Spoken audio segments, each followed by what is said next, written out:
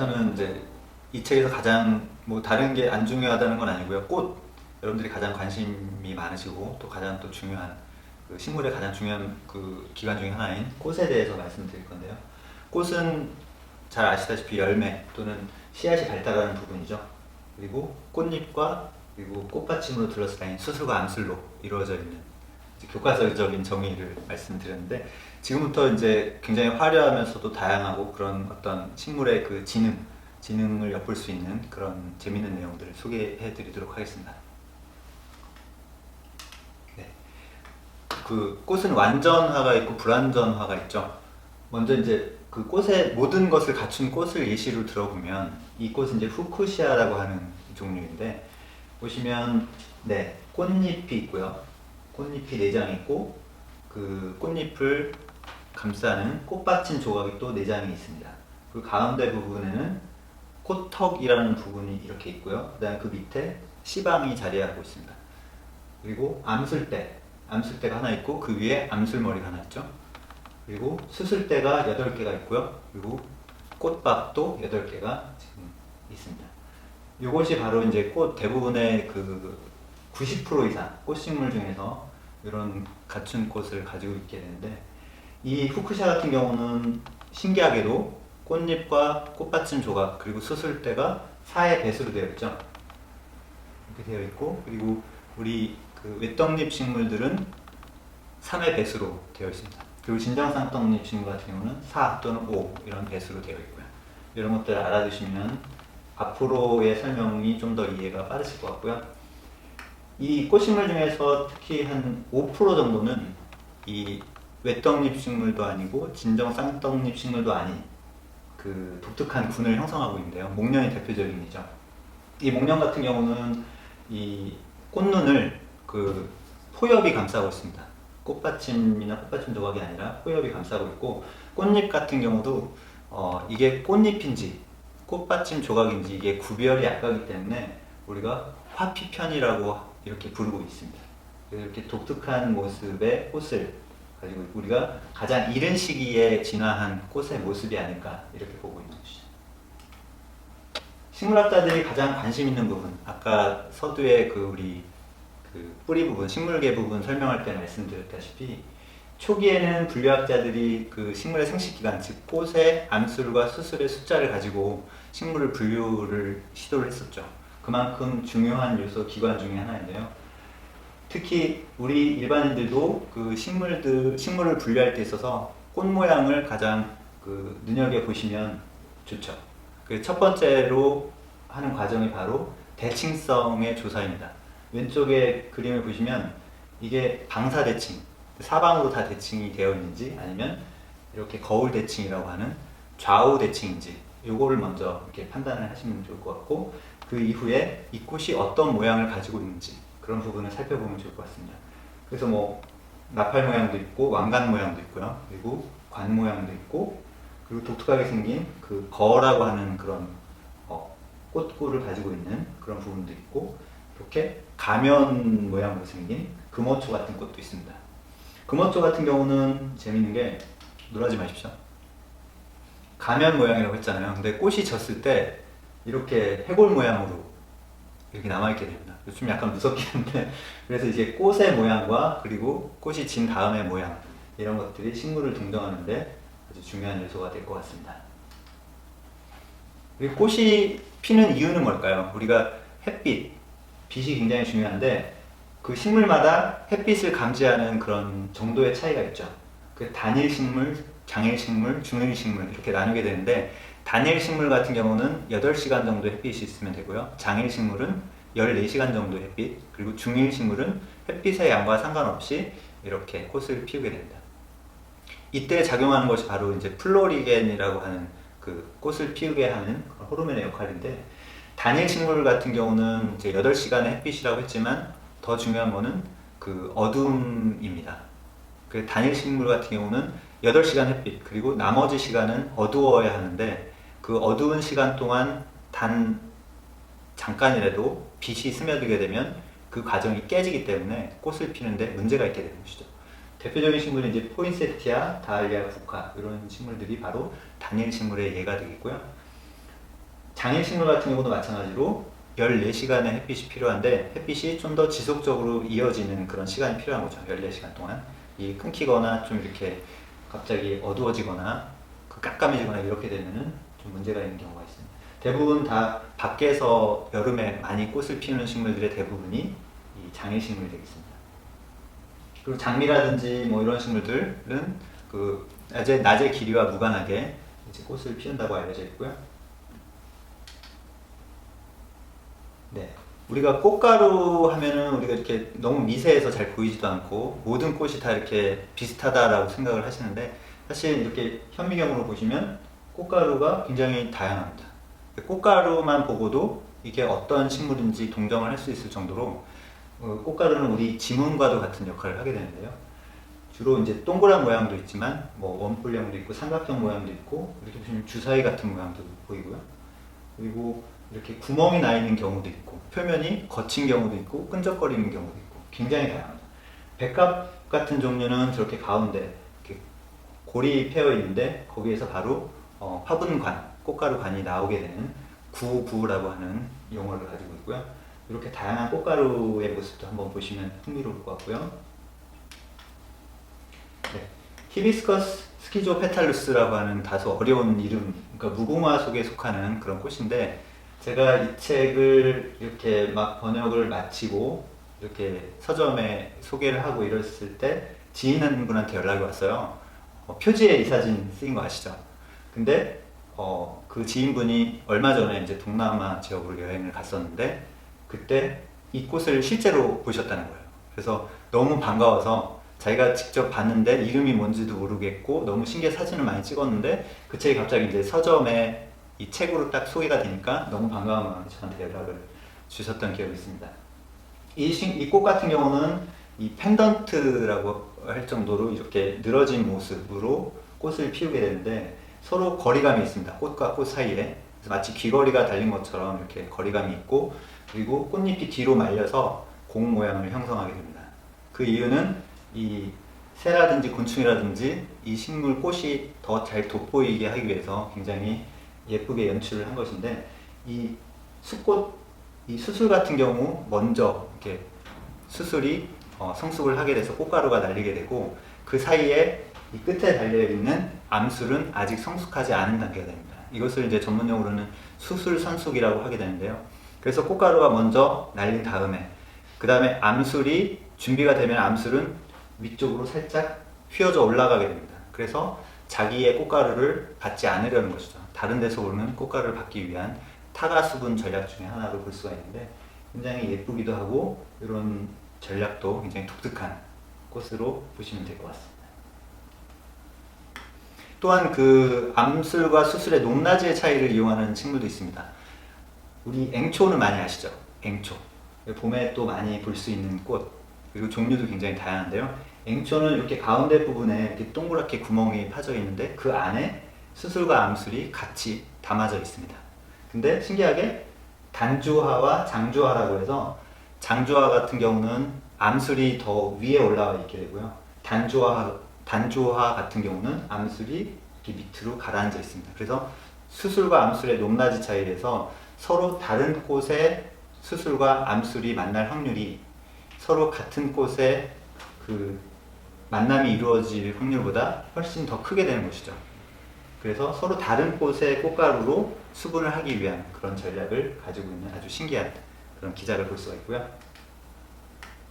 이렇게 함께 할 수 없는 일부러 이제 그 꽃 자체가 암술과 수술의 위치 차이 그리고 중간에 그 불임 약간 그 어느 성도 가지고 있지 않은 그런 구역을 둠으로 인해서 서로 자가 수분을 막기 위한 전략을 가진 식물들도 많은데 이 식물들의 꽃차례를 육수화서라고 육수꽃차례라고 합니다.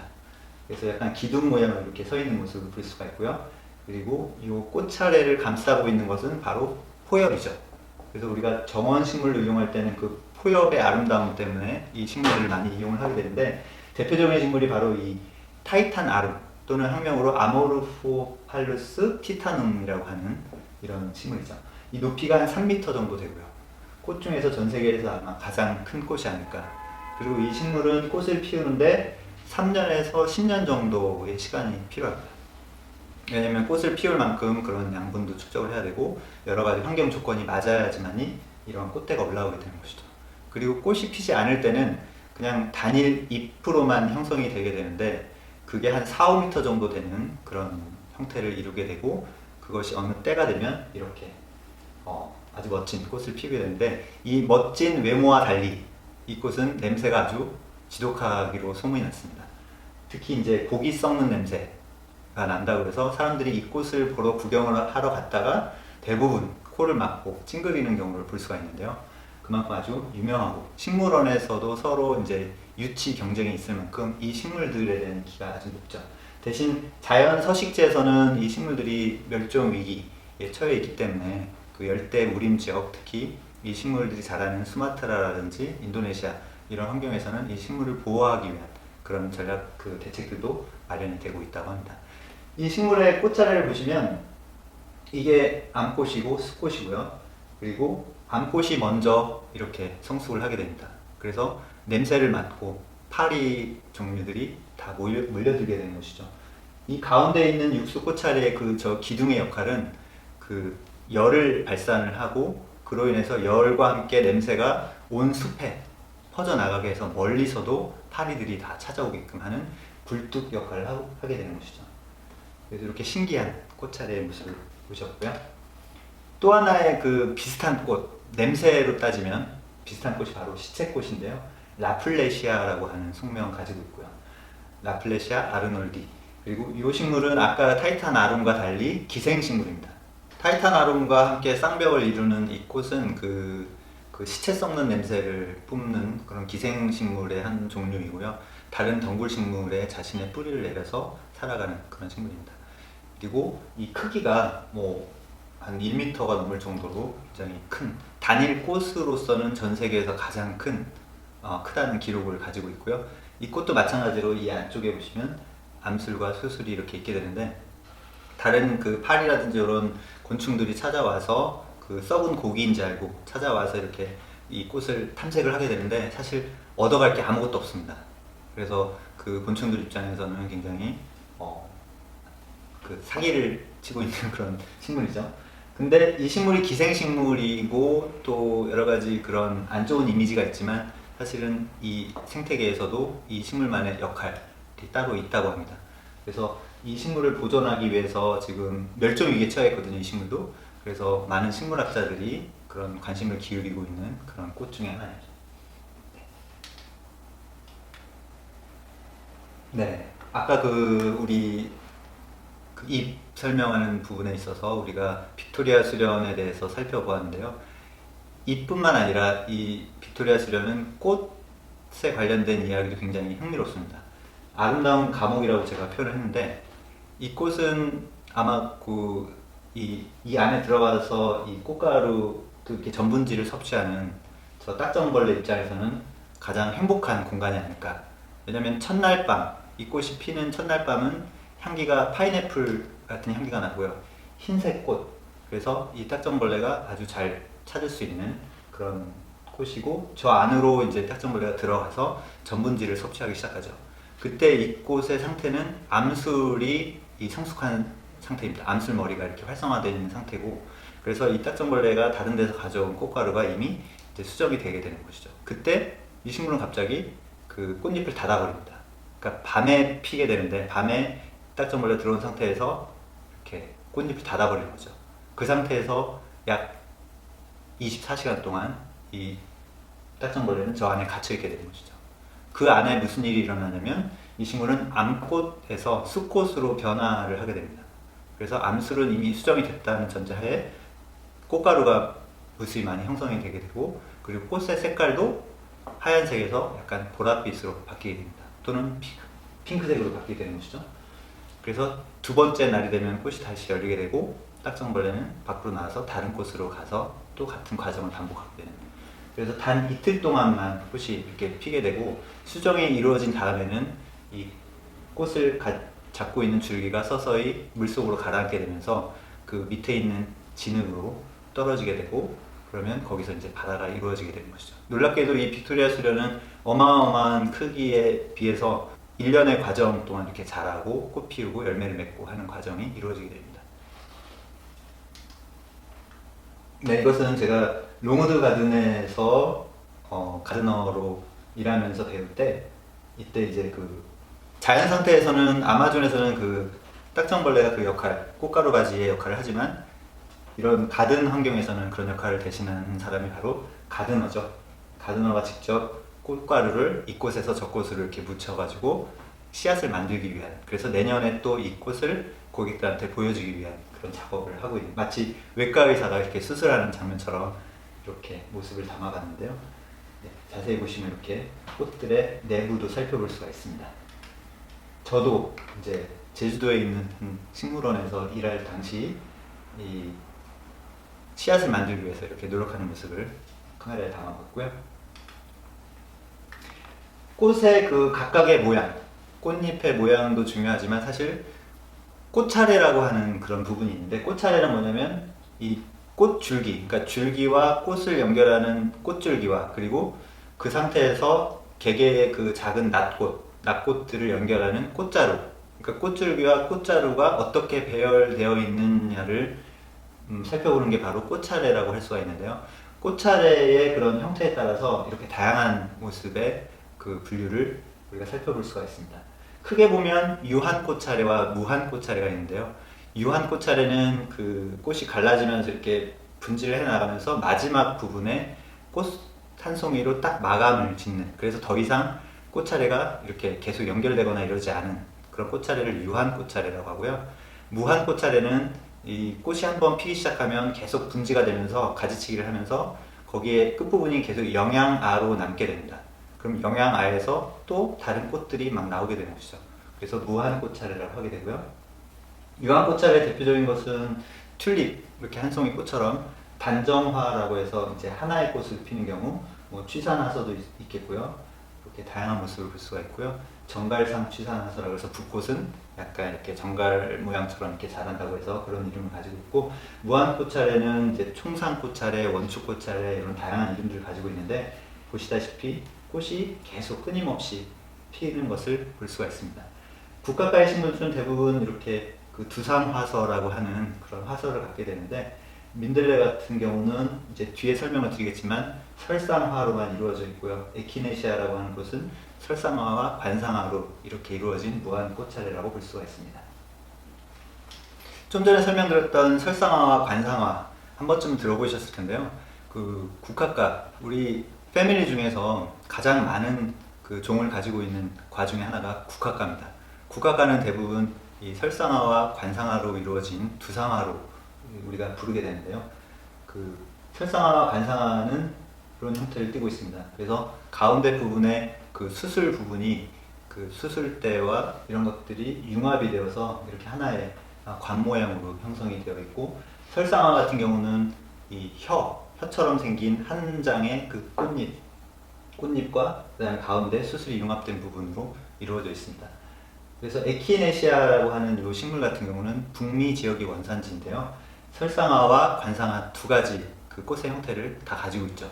그래서 사실은 이게 하나의 한 송이의 꽃으로 보이지만 사실은 수많은 꽃들이 지금 밀집되어 있는 형태라고 볼 수가 있습니다.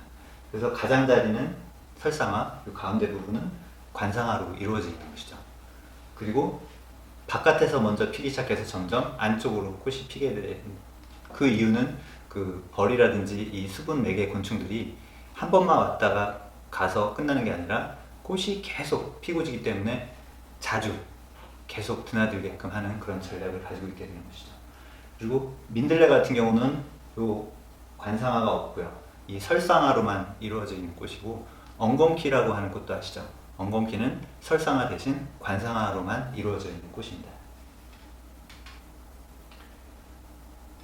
곤충의 힘을 대부분 식물들이 이제 수분을 하기 위해서 이용을 하지만 아무 그 힘 없이 바람 자체의 그런 힘으로만 그 수분이 이루어지는 식물들 많죠. 벽과 식물들이 대부분 그런데요. 이 식물 같은 경우는 낚시귀리라고 하는 이름을 갖고 있고, 그 특히 이제 끝에 보시면 아주 작은 꽃, 왜냐면 이 식물은 바람에 의해서 얼마든지 꽃가루 바지가 일어날 수 있기 때문에 굳이 꽃을 화려하게 만들 필요가 없는 것이죠.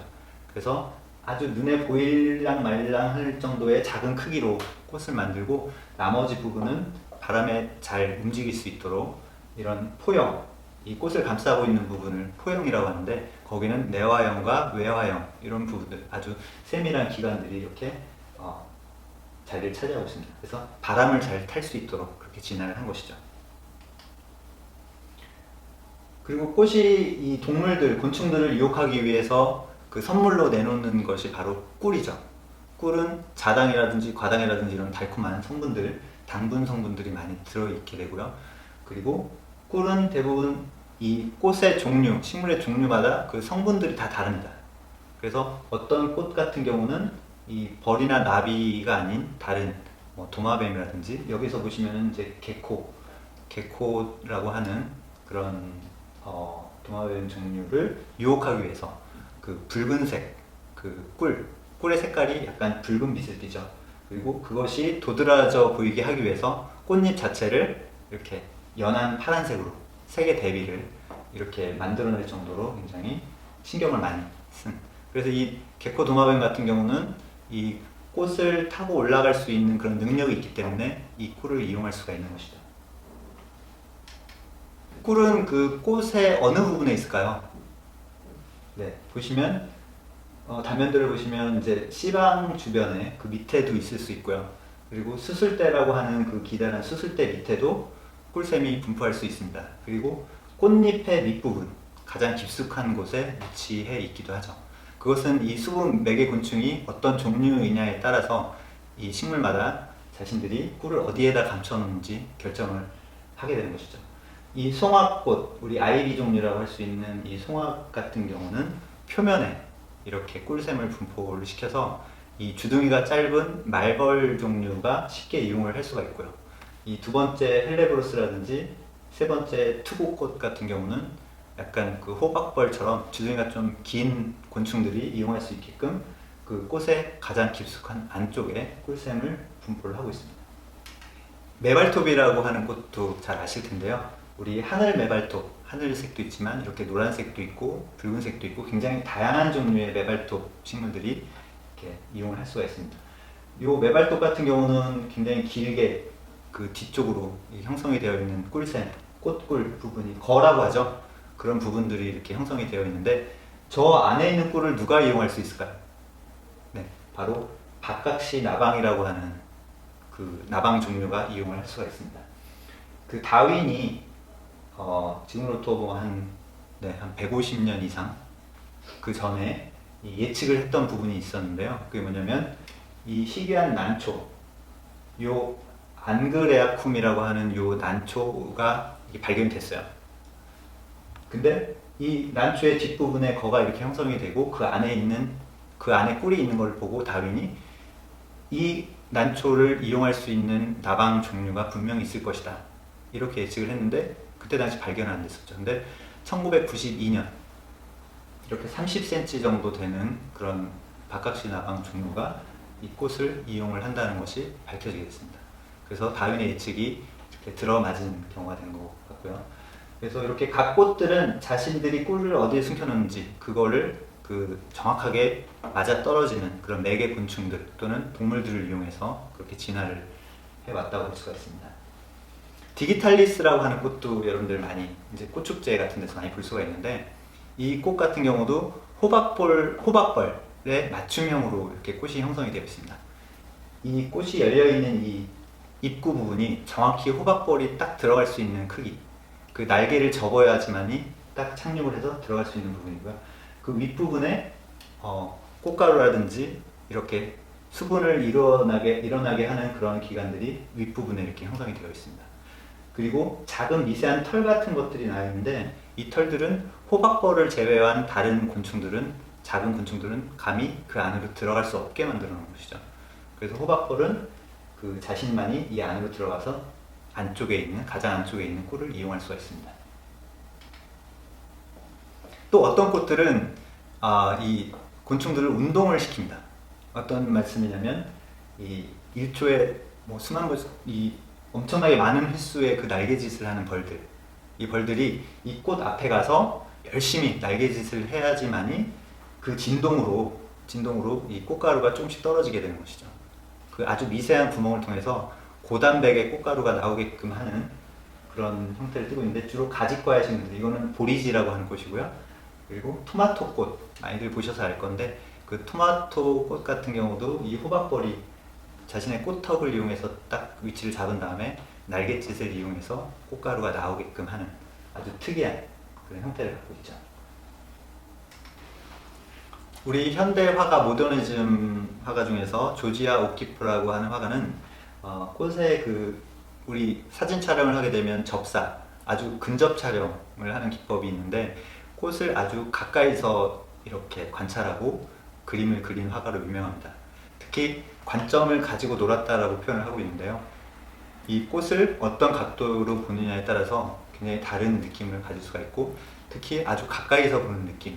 그래서 그때 당시 1900년도 초반, 이때 당시 바쁜 뉴요커들이 자신의 바쁜 일상 속에서 잠시라도 그 꽃의 아름다움을 느낄 수 있도록 하기 위한 취지로 이런 작품들을 많이 만들었는데, 이 그림 속의 이 꽃 이름은 다투라라고 하는 꽃이거든요.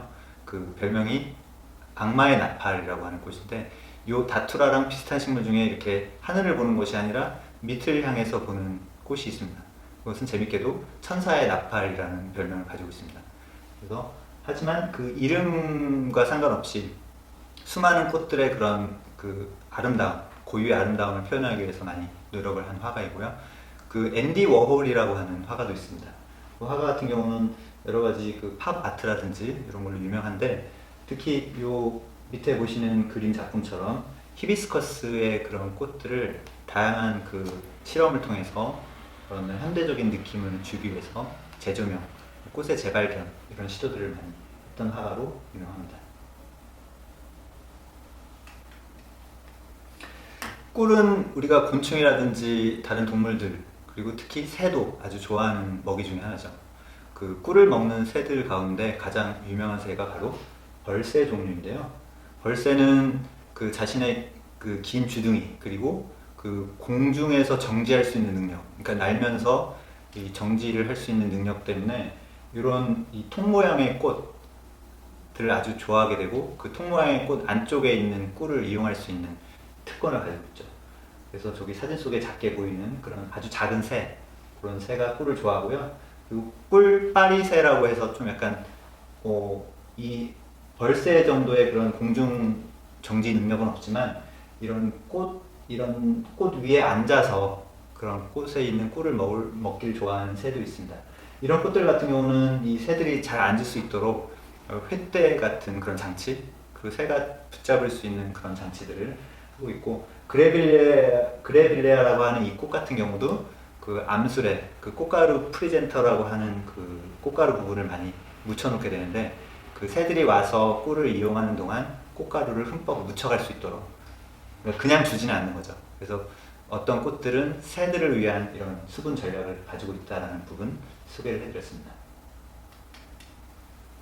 네, 요즘 그 박쥐를 위한 꽃도 있습니다. 선인장 종류 중에 에스포스토아라고 하는 그런 꽃 같은 경우는 그 박쥐가 초음파를 이용해서 어떤 밤에 야간 비행을 할 때 이 주변에 이렇게 섬유질 같은 털 같은 부분으로 그 초음파를 흡수를 하고, 그리고 확성기처럼 생긴 꽃으로 그 초음파를 반사를 함으로써 어떤 박쥐가 쉽게 이 꽃을 찾을 수 있게끔 하는 전략을 쓰고 있는데, 마치 거대한 스피커 음향 시스템처럼 이런 꽃의 모양을 가지고 있어서 굉장히 신기한 꽃으로 많은 인기를 가지고 있습니다.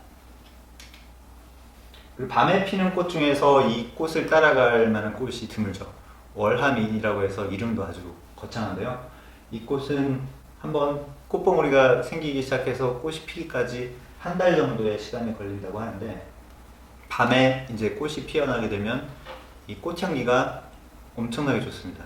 그리고 이제 박각시나방 종류가 와서 이제 꽃가루 바지를 해주는데, 이 동틀 무렵이면 꽃이 꽃잎이 닫혀버리기 때문에 그 사이에 반드시 수분이 이루어져야 되는, 그래서 그렇게 만약에 수분이 이루어지게 되면 그 열매를 맺게 되는데, 열매도 이 주변에 많은 동물들이 좋아하는, 이거는 이제 선인장처럼 생겼지만 사실은 열대 우림에서 자라는 그 종류입니다. 그래서 선인장처럼 모양은 진화를 했지만 그 납작한 부분이 다 줄기로서의 역할을 하고 있고 야간에 이렇게 화려한 이 지름이 한 20cm 정도 될 것 같아요. 그런 멋진 꽃을 핌으로 인해서 아주 향기 그리고 주변에 그 동물들한테 좋은 그런 먹이를 제공을 하고 있습니다. 꽃들이 다양한 색깔을 가지게 된 데는 이유가 있죠. 특히 어떤 곤충을 끌어들일 것인가, 어떤 새를 끌어들일 것인가에 대한 전략에 따라서 이렇게 다양한 색깔을 가지게 되는데요.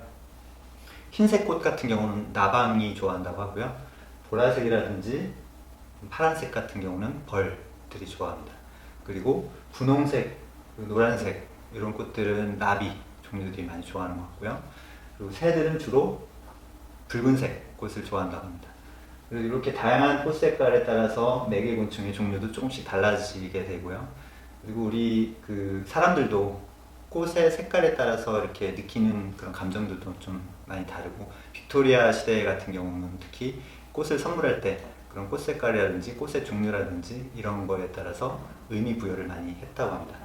그래서 뭐 분홍색 동백꽃을 선물하는 경우는 내가 당신을 많이 그리워하고 있다, 이런 의미가 있다고 하고요. 또 그 노란색 장미를 만약에 선물했다, 그럼 약간 이거는 약간 질투심의 표현, 이런 부분이 있기 때문에 나는 믿을 수 없는 사람이다라는 그런 표현이 있다고 합니다. 뭐 이거는 그 예전에 그 빅토리아 시대에 그 떠돌던 그런 말들이기 때문에 여러분들 참고만 하시면 좋을 것 같고요. 네, 그런 일화도 잠깐 소개를 해드리고요. 네, 벌들 같은 경우 특히 점으로 되어 있는 무늬에 민감합니다. 왜냐면 우리가 인간의 눈으로 보는 꽃이 사실은 벌들이 자외선 하에서 봤을 때의 모습이 좀 다릅니다. 그래서 밑에 동이나물 같은 경우 우리 눈에는 노란색으로 보이지만 벌의 눈에는 이렇게 가운데 부분에 커다란 그 눈 같은 부분이 이렇게 보이게 되는 것이죠. 이 뻐꾹나리 같은 경우는 무늬 자체가 우리 눈에도 점 같은 무늬가 많이 나 있게 되는데, 벌은 특히 자외선 하에서 봤을 때 이 점의 모양을 따라서 꿀이 있는 위치를 알게 됩니다. 점이 작은 부분은 꿀이 멀리 있다는 얘기고요. 점점 점이 커져가는 부분은 꿀이 그 부분에 있다는 것을 인도하게 되는 것이죠. 그래서 넥타 가이드 또는 꿀 안내도라고 하는 부분들을 꽃은 인간이 아닌 곤충들을 위해서 또는 새를 위해서 그렇게 만들어 놓은 것이죠. 또 꽃의 색깔을 변화시킴으로 인해서 자신의 상태를 적극적으로 알리는 꽃도 있습니다. 이 더치 인동 같은 경우는 흰색 꽃이 가장 꿀이 많다는 걸 의미하고요. 그 다음에 노란색은 약간 뭐 쇠하고 있다, 하지만 아직도 꿀이 좀 있다, 이런 뜻을 표현하고 있고요. 붉은색, 아직 열리지 않은 꽃 그 색깔 같은 경우는 나는 아무것도 먹을 게 없다, 이런 거를 표현한다고 합니다. 그리고 풀모나리아 같은 경우는 산성하에서 가장 꿀이 많은데 이때는 분홍색으로 이렇게 보이게 되고요. 약간 보랏빛으로 변해가면서 이제 꿀이 점점 줄어들고 있다는 것을 표현하고 있죠. 그리고 레오코즘 또는 봄 은방울 수선이라고 하는 이 왼쪽 아래에 보시는 그림 같은 경우는 녹색인 경우에 가장 그 꿀이 많고요. 점점 노란색으로 변해가면서 줄어드는 것을 표현한다고 합니다. 꽃 중에서 가장 그 우리가 사기꾼이라고 표현할 수 있을 만큼 놀라운 식물들이 바로 난초 종류들인데요. 특히 온시디움 같은 경우는 이 센트리스 벌이라고 하는 그 곤충을 이용해서 자기의 꽃가루 가지 목적을 달성하는데요. 이 센트리스 벌은 원래 좋아하는 꽃이 바로 오른쪽에 보이시는 버터플라이 바인이라고 하는 노란색 꽃입니다. 이 꽃 같은 경우 그 기름샘도 가지고 있고 꿀도 가지고 있기 때문에 벌이 굉장히 좋아하는 꽃인데, 이 온시디움 꽃은 이 버터플라이 바인의 모습을 그대로 노란색 또 기름샘의 모양 이런 것까지 다 설계를 해서 이렇게 보여주고 있고, 심지어 이 센트리스 벌이 가장 싫어하는 천적, 그 천적의 비행 패턴을 모방하기 위해서 이 뒤에 보시는 그 꽃잎의 부분에 갈색 이런 부분들을 만들어 놨죠. 굉장히 지능이 있다라고 볼 수밖에 없는, 식물도 동물 못지않게 어떤 자기가 환경을 이렇게 개선하고 해결하는 과정에 있어서는 분명히 지능적인 부분을 보여주고 있다라고 보여집니다. 또 한 가지 난초 종류 중에 하나 중에 파피오페딜룸 로스키디아눔이라고 하는 이 종류가 있는데, 슬리퍼 오키드라고, 그러니까 슬리퍼 모양처럼 생겼다고 해서 그런 별명도 가지고 있고요. 이 꽃 같은 경우는 이제 꽃등해를 이용합니다. 꽃등해가 자신의 유충을 그 진딧물들이 있는 사이에 유충을 놓아서 유충들의 먹이가 진딧물이 되게끔 하는 그런 그 메커니즘을 가지고 있는데, 이 꽃 주변에 진딧물이 막 모여 있는 것 같은 그런 징그러운 모습을 이렇게 표현을 했죠. 그 모용이나 이런 털 같은 걸 통해서. 그래서 진딧물이 실제로 보시면 저렇게 나무에 많이 낀 모습들, 여러분들 식물 키우다 보면 진딧물만 한두 번은 보셨을 텐데, 그런 똑같은 모습을 이렇게 꽃에다가 만들어 놓습니다. 그래서 꽃등애들이 찾아와서 거기에서 알을 낳고, 또 이렇게 한번 들어와서 나가는 출구가 하나밖에 없는데, 그 출구에 바로 암술과 수술 이런 것들이 모여있기 때문에 자연스럽게 꽃가루 바지가 이루어지게 되는 것이죠. 굉장히 놀라운 전략을 보여주고 있는 꽃입니다. 이렇게 다른 그 도움 없이, 그러니까 특히 숲에서 살아가는 꽃들 같은 경우는 그 곤충들도 많지 않고 이렇게 뭔가 활발하게 이루어지는 부분들이 없기 때문에 스스로 해결을 해야 되는 경우도 많습니다. 이 금낭화 같은 경우가 그 대표적인 예인데요. 이 꽃받침 조각이 이렇게 뒤로 젖혀져 있고, 가운데 부분, 이 흰색 부분이 약간 보잘것없긴 하지만 이 꽃 부분이 바로 이렇게 가운데 부분입니다. 그 안에 암술과 수술이 아주 근접한 거리로 이렇게 모여 있습니다. 그래서 스스로 자가수분의 확률이 굉장히 높고요. 하지만 다른 호박벌이라든지 다른 곤충들이 왔을 때 기꺼이 이용할 수 있게끔 이 안쪽에 그 꿀을 가지고 있긴 합니다. 하지만 그런 곤충들이 없을 때는 얼마든지 자가수분이 가능한 꽃이고요. 그리고 이 아래쪽에 그 비올라, 제비꽃 종류들은 그 봄에 많이 꽃을 피우는데, 가을에 한 번 더 이렇게 꽃을 피우는데 꽃잎을 열지 않습니다. 그래서 스스로 자가수분이 일어나게끔 해서 그 씨앗을 만들어내는 그런 전략을 취하고 있죠. 비올라 같은 경우, 제비꽃 같은 경우 그 나폴레옹의 그 부인이었던 조세핀 황후가 아주 좋아했던 꽃이었고, 그리고 이제 그 죽고 나서 나폴레옹이 조세핀 황후를 잊지 못해서 평생 목걸이에 그 제비꽃을 간직하고 다녔다는 일화도 있는데, 그렇게 제비꽃은 스스로 살기 위한 그런 자구책을 마련하고 있습니다. 네, 조세핀 황후 얘기를 하게 되면 이 사람을 얘기를 안 할 수가 없는데요.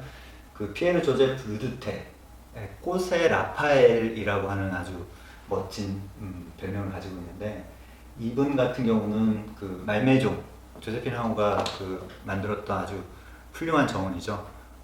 그 영국과 프랑스가 전쟁 중에 있음에도 불구하고 그때 그 나폴레옹이 마련해준 그런 말메종 성에 전 세계로부터 아주 희귀한 동물들, 꽃들을 수집해서 아주 멋진 정원을 만들었는데요. 특히 장미를 아주 좋아했다고 합니다.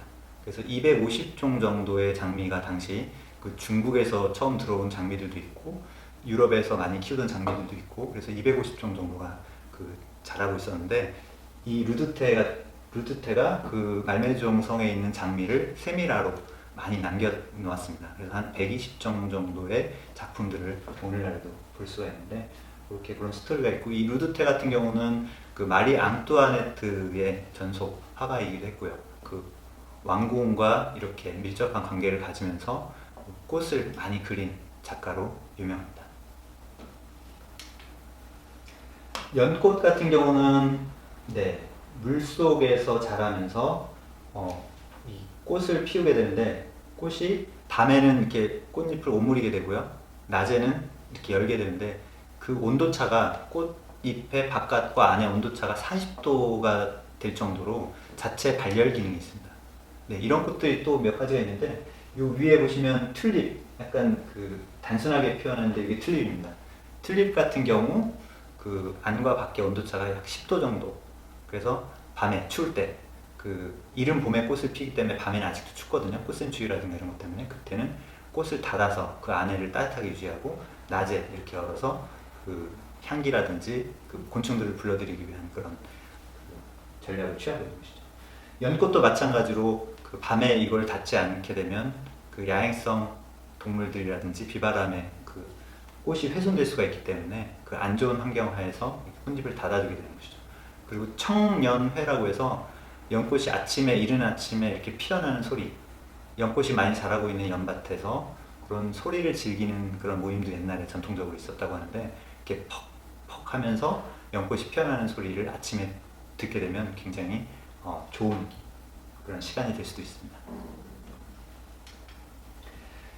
네, 이 빅사쿠스라고 하는 이 꽃은 약간 생소하긴 한데요. 우리나라가 아닌 다른 지역에서는 많이 볼 수가 있는 꽃인데, 이 꽃 같은 경우는 작은 물잔을 뜻하거든요. 딥사쿠스라는 말이. 그리고 티즐이라고 하는 보통명을 가지고 있습니다.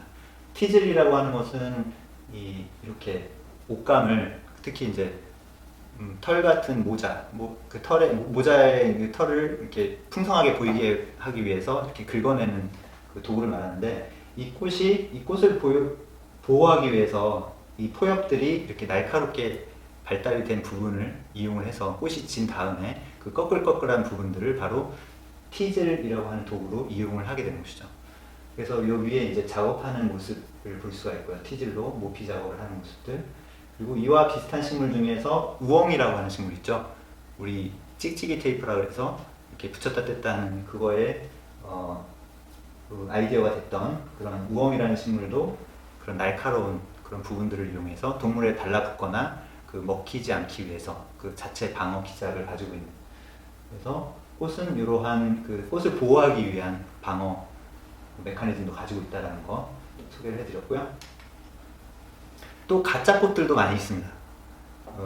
이 펠리코니아라고 하는 이 식물 같은 경우는 붉은색이 아주 인상적인 그런 꽃으로 우리가 착각을 하게 되는데, 실제 꽃은 이 끝에 보이시는 아주 작은, 단 하루만 피었다가 지는, 하지만 이 빨간색 이 부분은 포엽이라고 하는 부분입니다.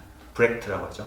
그리고 이 꽃줄기 자체도 아주 선명한 붉은색을 띠고 있어서 포엽과 그 꽃줄기가 함께 이렇게 멀리서 봐도 눈에 띄는 그런 색감을 나타내게 되는데, 왜 이런 모습을 가지게 됐냐면, 이 꽃들이 대부분 좀 그늘진 그 숲속에서 자란 열대지방, 거기에서 이렇게 눈에 띄기 위해서 꽃보다는 그 포엽을 화려하게 변신시킨 그런 사례라고 볼 수가 있는데, 여기에 이제 진저 종류라든지 이런 꽃들도 그런 비슷한 전략을 취하고 있습니다.